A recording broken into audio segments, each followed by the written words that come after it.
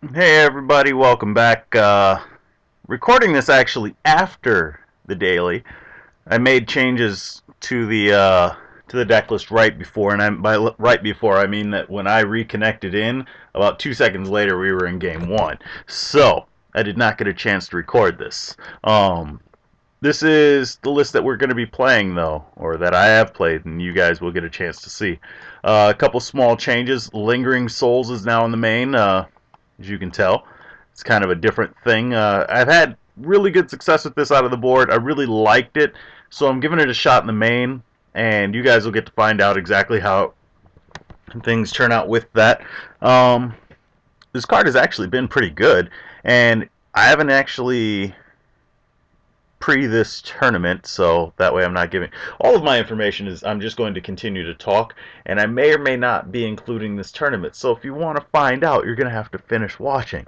That way I don't have to try and censor myself. Everything will just be, and I'm just going to let it blurt out. So haven't actually had a chance to hook up any equipment prior to this tournament, and I may or may not have had a chance during this tournament, so that'll be an interesting thing. But so the card has just been pulling its own weight on its own without an issue, and that's in a meta filled with Deathrite Shamans. So yeah, flying is something that you don't see a lot of in Legacy. You don't see a lot of it in Magic, really. A lot of the creatures are on the ground, and it's a good thing too. Otherwise, the ability would lose a lot of its luster and call.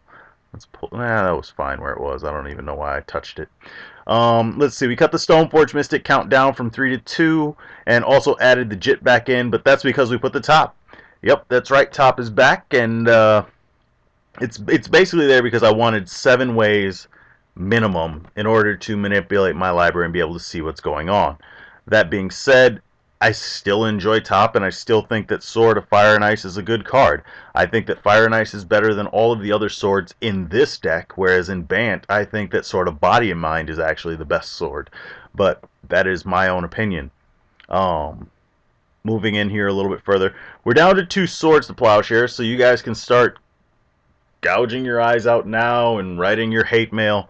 This card is not pulling its weight in the current meta, and that's why it's going down. If there were more creatures to kill, then there would be more need for swords to plowshares. But a lot of the things that we're trying to kill are permanents, which Abrupt Decay takes care of, as well as the Maelstrom Pulse. And Liliana has done very well at covering up for the missing swords, so I'm not even worried about that.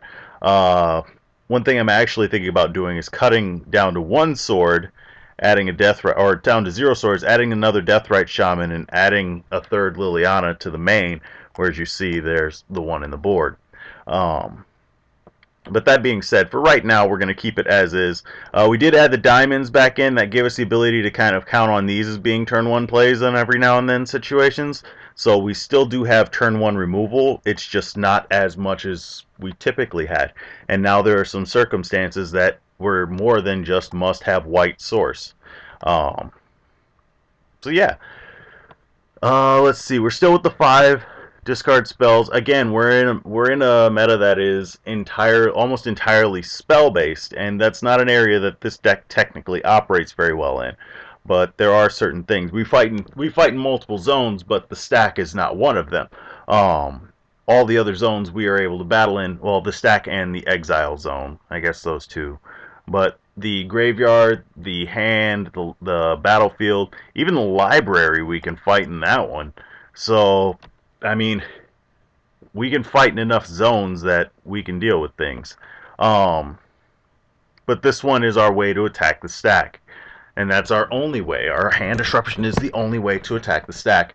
And again, anytime that you've got a Liliana down, one of these, and you draw one of these and they have one more card than you, they're back down one more card. So yeah. Let's see here. Anything else that's changed? Oh, the Bride Mage is in the board. Bride Mage is in the board. These two are actually filler spots right now. I think that the Pulse may stay, but the Pride Mage is definitely just there because I didn't have time, and I knew I was short on time. I'm not sure what I would want to put in this place, but that's more or less why it's there. There are reasons to have it in there and have it in the main and have a reason as to why you would want it there. Helm of Obedience being the first and foremost in mind, but I guess taking care of a blood moon would work, a back to basics, which we encountered back to basics last time. So yeah. Equipment. There are Batter Skulls. The Esper Blade decks are still out there. They're no longer the blue-white, just the Esper. The blue-whites have shifted into the helm. So rest in peace of the thing.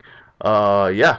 There are reasons as to why you would want to have some type of creature that can do that, but I just don't feel it anymore. I don't think the Pride Mage is absolutely necessary. I think that there are enough things that we have that can deal with that type of thing now that we don't need to have the Pride Mage there. So this will be getting removed from the board and from the 75 as a whole. That being said, we also need to shift over, and I didn't have enough time to actually do this. Where is it? There they are. We're going to only be having one Horizon Canopy for a little while here. And the reason is, I'd like to try another Scrubland. Right now, I don't actually have the second Scrubland. I'm sorry, I've been building other things. So, yeah. There you go. There's my answer. It's whole in entirety. Still keeping all of the utility lands as they are. We're just losing one draw. So, that may or may not become a big deal. I don't know. But I've had 2 Horizon Canopies since I put this list together way back and was using Crucible of Worlds and Explorations in it. And then it was like, okay, well, I can draw 5 or 6, I can spend this turn drawing cards to make sure that even if my opponent takes care of my creatures, they can't take care of everything else. The Liliana's replaced the Crucible spot, if you're wondering. And it was something that had actually disappeared slightly before that. So, yeah. Let's see. Let's start going through the board. Surgicals I've explained. And I've also explained that these 2 are filler. I like the Liliana. I like having the 3rd one in here. It's very good for the Jund matchup. It's very good for the Bug matchup. When you both start getting into that battle, it really turns out to be who sticks their Liliana and makes it last. And having one more gives us a little bit better of a chance. Otherwise, it's hell. Trying to fight back against a Liliana when you are not prepared is just the worst. A great disdain on my feelings. Okay, so that's why she's there. The hymns, I'd actually like to increase this number. Oop. Ah, that's the get ready to go to work thing. I didn't realize that it was that close. Yes, I did. When I looked at the clock at the end of the tournament, I knew I had to do this quickly. So yeah, the hymns are there. I'd like a 3rd hymn. Everybody's afraid of Leyline of Sanctity from the decks that you really want to be hymning. Enchantress is the only deck that I actually worry about that from because they have 7 Leyline of Sanctities because they're going to be running the 4 out of the board, and typically they have 2 to 3 solitary confinements, which might as well be Leyline of Sanctity plus Fog eternally. Or Force Field and gain a life every time you would take a damage, or I don't even... Can't think of another card that prevents all damage. Energy Field, there we go. Yeah, I can do this. Let's see, Golgari Charm. Thinking, this has been a very good card, I'm not going to lie. This card has been absolutely awesome almost every single time that I've pulled it in. Most of the time it's been against creature decks for the -1/-1, but I have been using it to destroy a lot of enchantments as of late. Again, going back to the reason why we're cutting swords. It is not a main deckable card, though. I do not feel that this is strong enough, especially because we have things that it does kill. So, yeah. And some of these things are more important than others. So, just something to think about. 2 Teagues still in there. I have no problem with having that second Teague there. The thing has been pulling its weight left and right, and there is no way I'm cutting it yet. Notice the yet. The format shifts down and things start changing over. I may end up cutting it. I may not. But what we did cut was Thalia, and that's for this little gem. I'm going to pull this over to the middle, and I'm going to make this card big. Be ready to have obnoxious sizes. Let's go there, and boom. Alright. So, this is debatably one of the better cards versus Show and Tell. Now, I know what everybody's thinking, it doesn't stop anything that they're doing, but really think about it. If they play Sneak Attack, majority of Show and Tell matchups, they have 1 red available. They play Sneak Attack, you put this into play. They now have to wait until your end step. That means it's coming back to your turn. That gives you time to be able to deal with them. So suddenly, discard becomes much better. Like any drawn discard is no longer dead. It's just like, here you go. Do you have an answer for this? No. Can you draw 7 more cards? Yes. Okay, now do you have an answer? No. Well, I hope you got 2 creatures. And now you're going to be waiting another turn because you probably don't have a way to put a second creature in during my end step. Like it gives, what this does is it gives you time in a situation against a deck that's what you need, and that is why I like it. Sneak attack, if you're wondering, is an at beginning of end step trigger. So if they do it during the end step, they will have until the next end step that occurs. Them just playing a creature, usually you can deal with that, but this costs 2, so by the time that they're playing sneak, like they're show and telling something into play, you should be able to land this if you need to, like if you have a second one. And if it's the sneak attack, then hopefully you've played the knight or this already, because you want to have both of them. If you have both of them, it gives you a lot better options. Also, this makes it so that Caracas really is a defining easy way to deal with what is the word? To deal with anything that's snuck into play, because they now need 2 red sources at the end of your turn. And if they don't have 2 at the end of your turn, then it doesn't matter. Like if you've got an active knight, a Caracas, and a forest, and they have Volcanic Island and something else, they now have to be able to, or you now fetch up the Wasteland, and suddenly they're stuck waiting again until they get another second red source.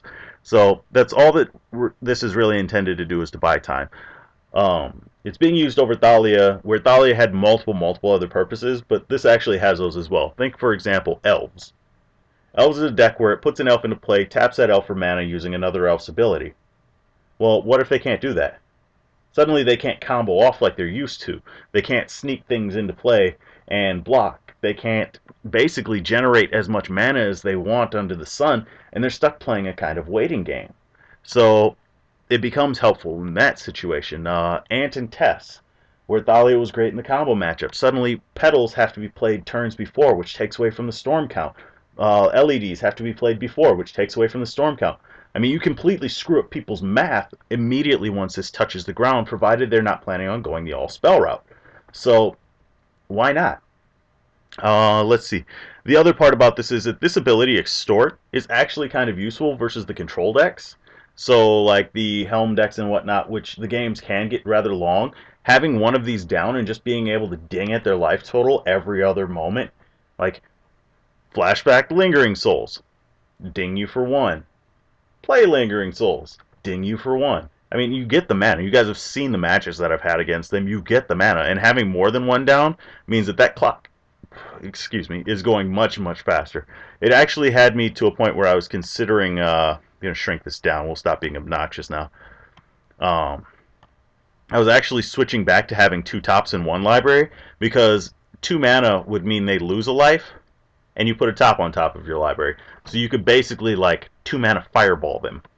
It's a combo that would be available with similar to Rest in Peace, except for you're also gaining the life, I believe. If I can get the extort thing to, yeah, there we go. You gain the life.